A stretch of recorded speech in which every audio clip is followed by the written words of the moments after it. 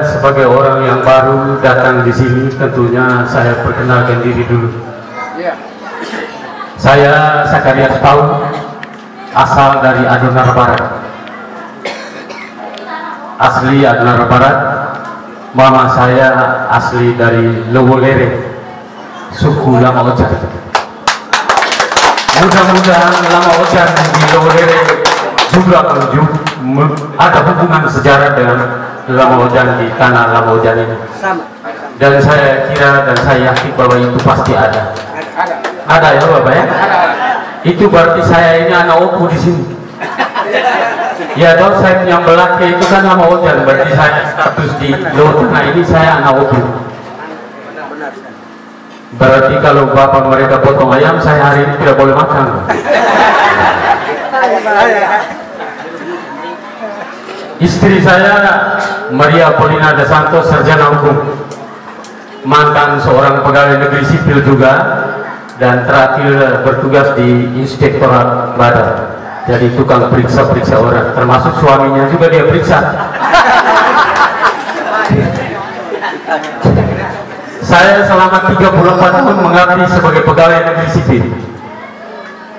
21 tahun itu mengabdi di Kabupaten Timur Tengah Utara, dan 13 tahun itu ada di Kabupaten Lembata. Dan selama 13 tahun itu saya menjadi pejabat eselon 2 di beberapa dinas di Kabupaten Lembata. Pertama adalah Kepala Dinas Sosial, Tenaga Kerja dan Transmigrasi. Yang kedua saya menjadi Kepala Badan Kepegawaian Daerah Kabupaten Lembata. Jadi semua pegawai di Lembata itu kepalanya saya waktu itu. Ketiga saya pernah menjadi Kepala Dinas Catatan Sipil untuk tanda tangan KTP, urus akte kelahiran dan sebagainya. Dan yang keempat, yang paling terakhir dan paling berat untuk saya itu adalah Kepala Dinas Pendidikan. 5 tahun terakhir saya menjabat sebagai Kepala Dinas Pendidikan, sama seperti Pak Lukman, kakak saya, karena beliau lebih kakak dari saya. Dan selama menjadi Kepala Dinas sering juga ketemu beliau di Jakarta pada rapat kerja nasional di tingkat pusat. Seluruh Kepala Dinas seluruh Indonesia itu bertemu setiap tahun di bulan Februari ya Bapak, itu di Kementerian Pendidikan Nasional sana. Bapak Mama kakak Ari sekalian, saya kira selama ini secara Flores Timur itu belum pernah dipimpin oleh bupatinya mantan birokrat. Belum pernah ya? Belum pernah. Rata-rata orang politik semua, dan mungkin juga yang sebelum-sebelumnya itu orang dari militer, dari tentara, yaitu Pak Simon Petrus Soliwa dan juga Pak Bokim ya, dan terus Pak Hengki Bukit itu dari tentara. Belum pernah Flores Timur itu dipimpin oleh orang birokrat. Padahal orang birokrat ini puluhan tahun mengabdi di negara ini dan selalu berada di samping bupati ganti bupati. Jadi pengalaman kami untuk mendampingi bupati, kalau saya kurang lebih ada 7 bupati saya dampingi. Itu artinya masing-masing itu punya kelebihan dan kekurangan. Apakah pengalaman itu tidak menjadikan kami lebih mempunyai modal untuk menjadi seorang pemimpin daerah, entah itu bupati atau wakil bupati? Berilah kesempatan kali ini, sekali-sekali orang birokrat memimpin Flores Timur. Selama ini bukan tidak ada niat orang birokrat mau maju, tetapi untuk menjadi bupati tidak gampang. Pertama, kita harus memiliki kapasitas, kemampuan diri pribadi. Itu kita semua punya. Kedua, kita harus punya integritas. Ketiga, ada satu yang paling penting, itu adalah Pak Lukman sering katakan isi tas. Uang ada atau tidak? 15 tahun yang lalu sebenarnya saya dan Pak Lukman, saya dan Pak Saud sudah maju.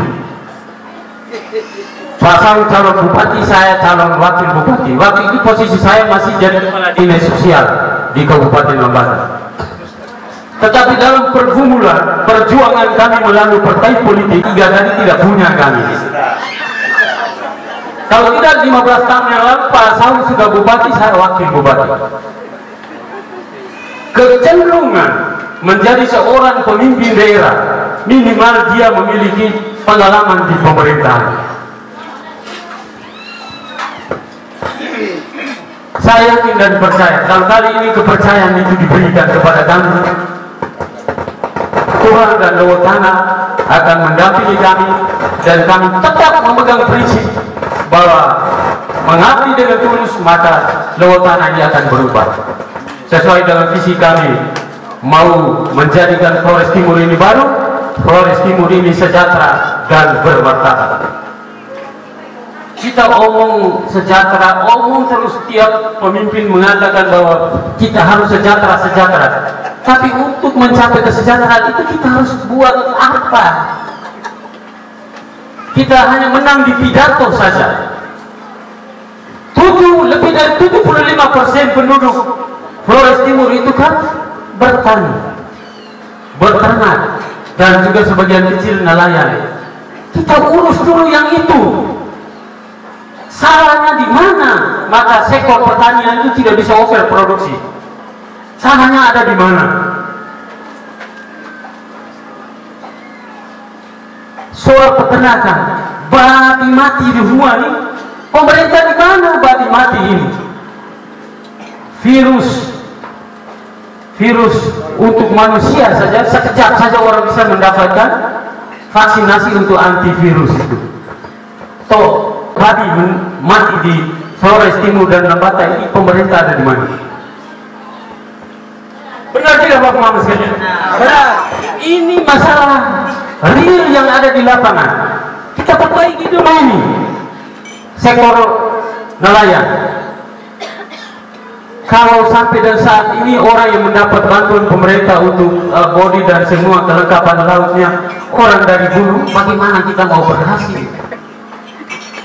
Kita perbaiki, kita cari tahu masalahnya ada di mana, kita perbaiki itu dulu untuk meningkatkan kesejahteraan masyarakat. Baru kita omong yang lain. Sektor pariwisata akan dengan sendirinya, sedikit tersentuh akan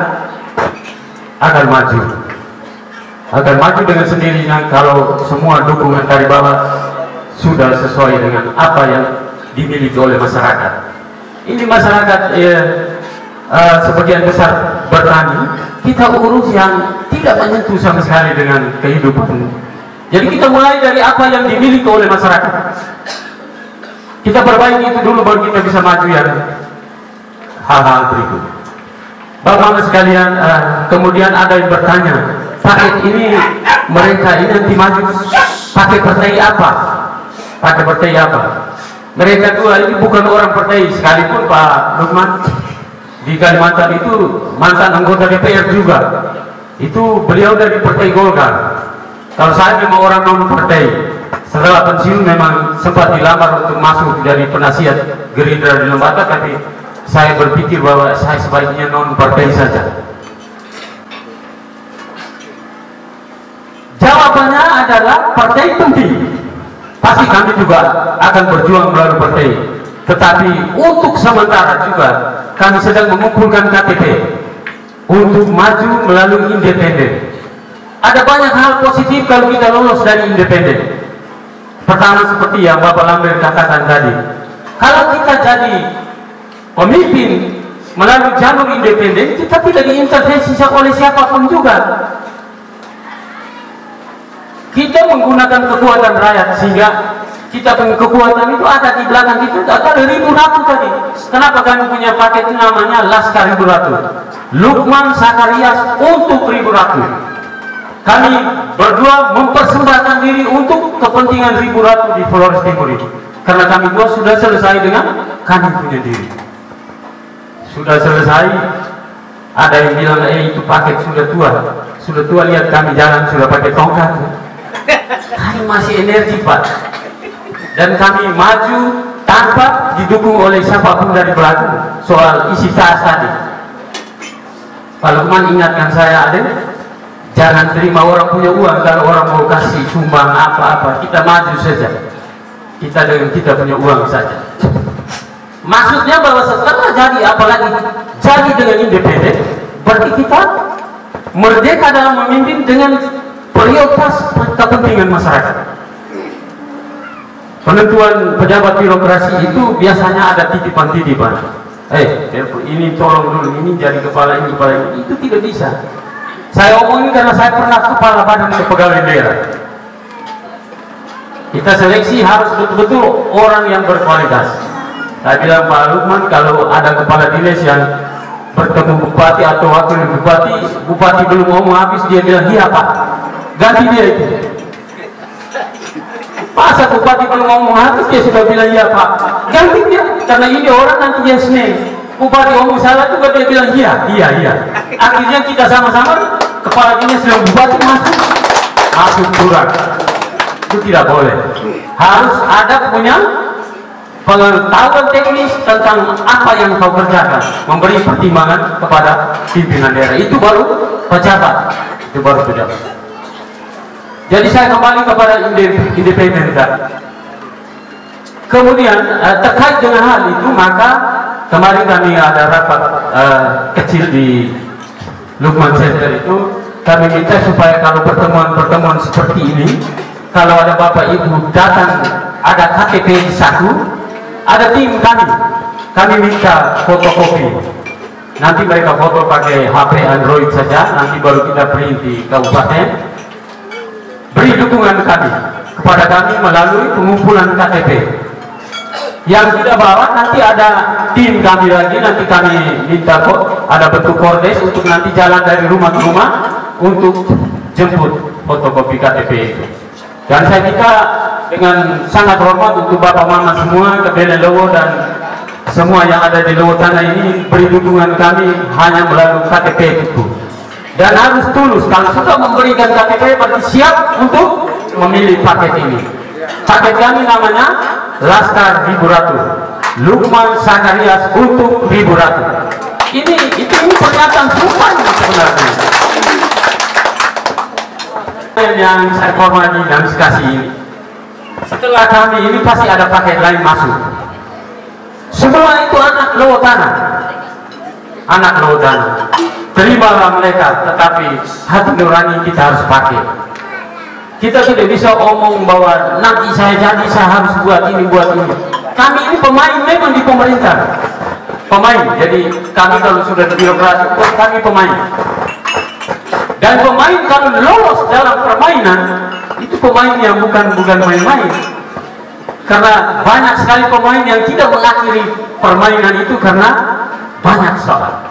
Kita dengar sekarang ada banyak yang harus berangkat ke Kupang dan tidak pulang lagi.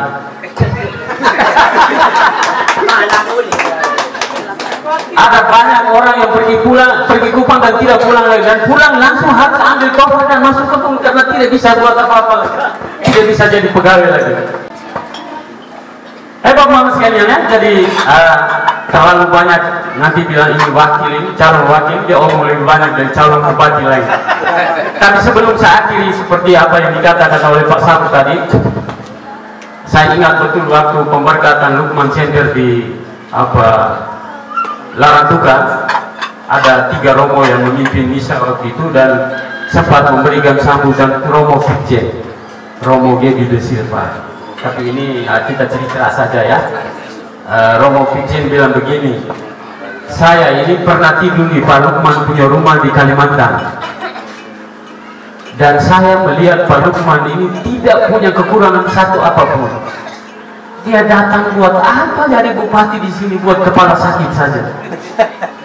Tetapi mungkin Pak Lukman punya niat yang tulus. Dengan apa yang dia miliki di sana itu, dia datang berjuang memimpin daerah ini untuk membangun Lowo Tanah. Terus bagaimana dengan kita yang tinggal di kampung kecil ini, kita tidak mau pilih, terus kita mau pilih siapa jadi bupati. Dan saya kebetulan Pak Lukman Pinang, saya jadi calon wakil. Kalau saya tidak di Pinang juga, saya akan kasih tahu keluarga saya di Adonara, pilih Pak Lukman. Karena orang sudah punya, jadi selain kemampuan finansial juga memiliki pengalaman di pemerintahan dan di politik serta dunia usaha.